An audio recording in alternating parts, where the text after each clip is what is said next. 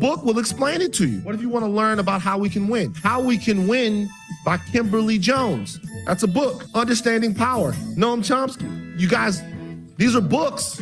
Martin Luther King, Malcolm X. It's a book. What if you want to know about how one of the most brilliant men in all of the world, a black gay man struggling to contextualize his world, what if you want to know how he viewed it? James Baldwin. Y'all don't know what the fuck you're talking about, and it's hurting us. I'm sick of going back and forth day after day after day after day with motherfuckers who didn't do the work. The shit that you're saying is bullshit. It's all lies. It's all dumb. It's the same shit you heard the other motherfucker say. He got it from the other motherfucker who got it from the other motherfucker who got it from the motherfucker who's trying to trick you. And then you come back and you brag about how fucking ignorant you are. It's the bragging for me. Pick up a book and read before you get your stupid ass on the internet and fuck over everybody. Van Lathan Jr., he was on Deposits with Brooke England, and minus the expletives, or maybe because of the expletives. I mean, maybe with all of the expletives. I'm coming around on the expletives myself, Kevin Powell. I'm trying to, the only reason why I don't use them is because my normal manner of speaking is already very, harsh. To add a few MFs in there with it and make people cry. But Kevin Powell is here. I know you agree with the books.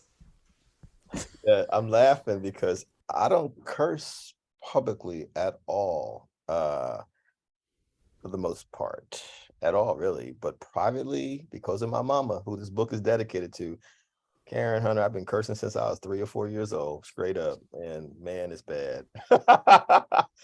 But, and it's funny because I was just looking at Van Lathan just sent me we just exchanged tweets the other day, DMs the other day. And you wanted to ask about Kyrie. Is this all connected? Well, yeah, because Kyrie need to read a book, but at the same time, it's complicated. Shannon Sharp out there saying dumb stuff about HBCUs, and maybe he was like, if I got good grades, I wouldn't have gone to HBCU, and it's like your ignorance is undermining the very cause of freedom that we're trying to fight. But that's because they put microphones in the hands of people that don't have the bandwidth to actually answer the questions and deal with the problems of life. It's not like Kevin Powell has a show. Do you know what I'm saying out there? It's not like even I have a show mainstream. I'm on Sirius XM, but they're not inviting us to have, Charlemagne's type of platforms because they know that there's no freedom gathered through those vessels because they don't have the bandwidth. And, Kyrie right now, I feel like has exposed some things, some fissures in our governance structure, in the way in which we are governed by this world. But that's a whole other conversation. And I'm trying to navigate it to thread this needle to come back to this, which is we need to read more. Well, I agree with you. I mean, there's so many things I want to say. One, probably the best thing that happened to me was my mom. I'm like, if my mother with a grade school education, welfare, food stamps, government cheese, rats, roaches. That's how I grew up, y'all, period. We ain't had no books in the house. We had a Bible. That was it.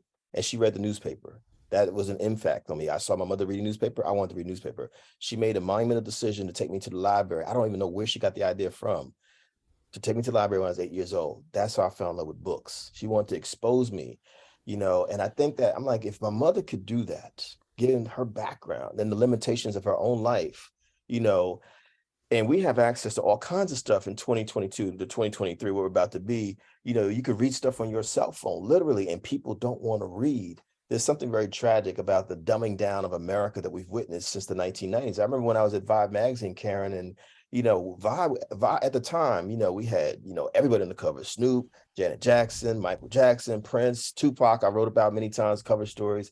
But we actually had people saying to us who were on the business side, that they wanted to shorten the articles because they were too long. And they said reader polls said that the articles are too long. What they were trying to say is that we don't want them to really think about stuff too much. We're going to shorten the articles, and more importantly, we want to put more ads into the magazine. And so I've literally watched this dumbing down happen. And so when you bring it to, I don't want to just focus on Kyrie Irving. Let's just say several people who identify as athletes. And I'm a massive sports fan. I'm an athlete. I'm about to run my third New York City Marathon in 2023. I grew up a runner and a baseball player. I love sports, but I also read.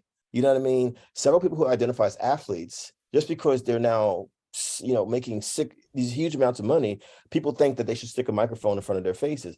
Several people who identify as artists, specifically hip hoppers, mainstream hip hoppers, microphones being put in front of their faces, saying things like slavery was a choice, as you know what I'm talking about. And there's mental health issues, but Kanye has also gone on record many times saying, I don't read. And the difference between now and say back in the 60s and 70s, let's focus on the 60s for a second.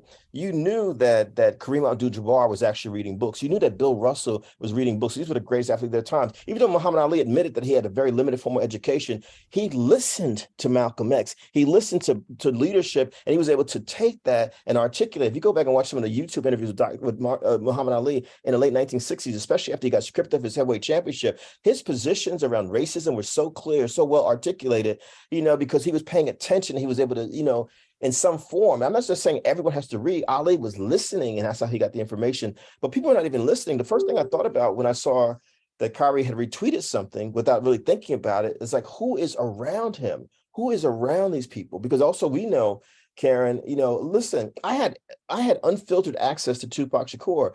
Today, it would be a whole bunch of publicists, managers, hanger-ons, cousins, uncles, all kinds of people blocking you from even able to have a conversation with that artist or that athlete.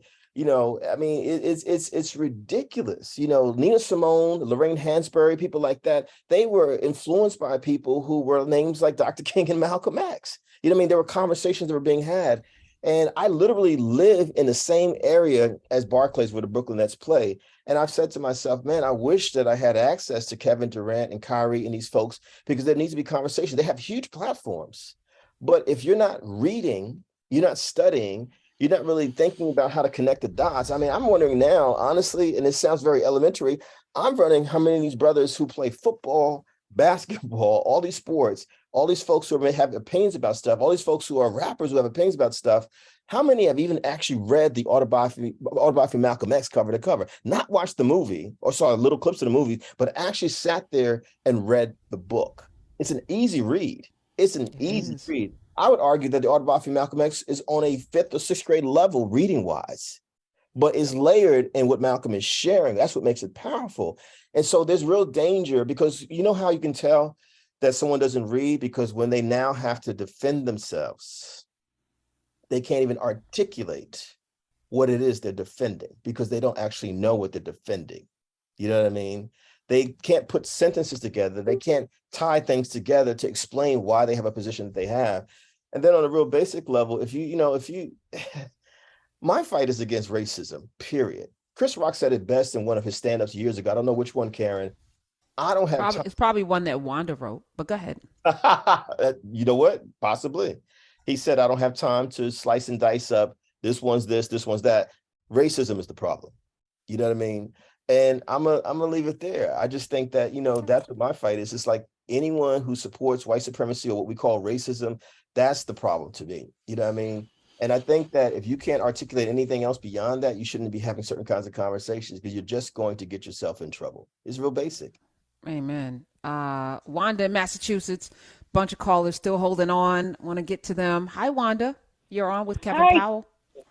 Hi, Karen. I just want to say thank you for having this gentleman on, because I was just having a conversation recently with someone, and it's a racism. It seeps through your bones. It's a horrible, horrible thing. But the fast forward, I got so much to say, but to fast forward it, he said something that took me back to a scene in 12 Years of Slavery, where we were not supposed to show our emotions. And to this day, not just in your family, sir, mine, a lot of people, we're not allowed. It's like if you show emotions, you are weak. But then if you try to self-medicate, then, you know, that brings up another problem. But as you break it down, and then if you go see some help, then you're weak. So come on, you know what I mean? Yes. And maybe, yeah, but thank you, and I hope a lot of other people, because like I said, I said, where does this holding emotions come from? And I said the same thing you said the other day. I said it came from slavery, because the piece with Orlando Bloom on American Gods.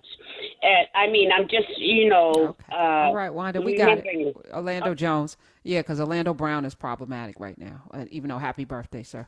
Orlando Bloom. Did she say Bloom? Orlando Jones played Anansi on that ship. All right, I'm looking at the time. Kevin, I'm going to ask you. Go ahead, say something. We got like for folks who are in New York, North Jersey.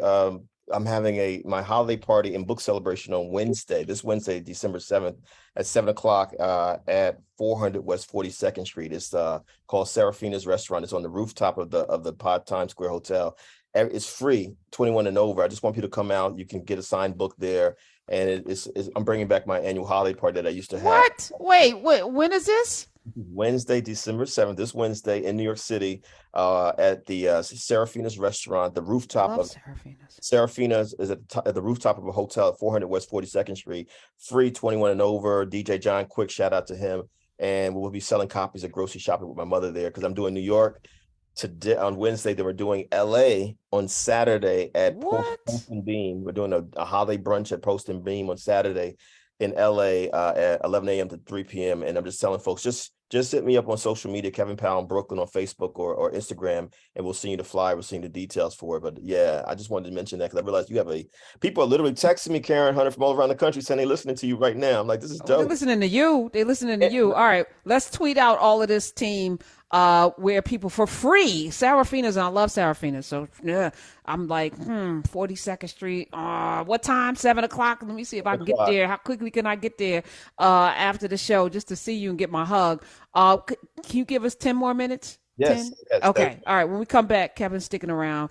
This show, of course, brought to you by One United Bank, the nation's largest